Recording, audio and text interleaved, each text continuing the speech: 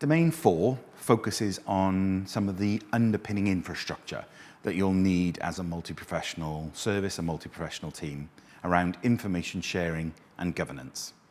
The indicators within this domain, based on the experience that we've had with making these self-assessments, are some of the more tricky ones for you to be able to influence. A good number of them, perhaps, are beyond your gift. That's not to say it's not relevant for you to think about them. It's important that you do. But recognizing your influence over them is a key component of making that effective judgment. 4.1 asks you to consider the extent to which you have appropriate access to the range of IT systems that you feel that you need in order to be able to do your work effectively as a team. Linked to that, indicator 4.2 is an even tougher test. It asks for you to make an assessment against the extent to which the systems that you might have access to communicate effectively between each other.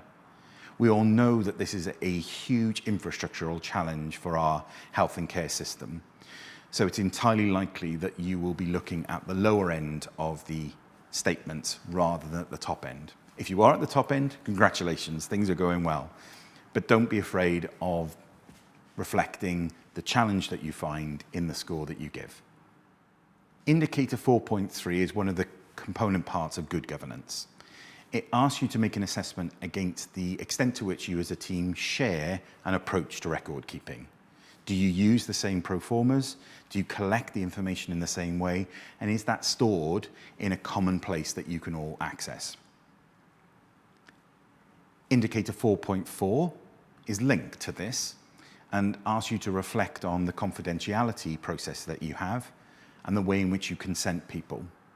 The higher order statements in this indicator will ask you to comment on the quality of your procedures, the quality of your approach, and the clarity that individual people, service users, patients, whomever it might be, the clarity that they will have about what it is that you're consenting them for.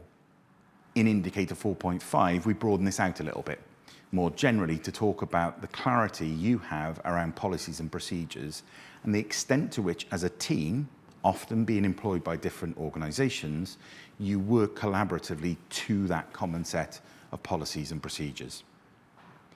And 4.6 is an indicator which summarizes, if you like, the previous 5, asking you how confident you are in the robustness of your governance systems.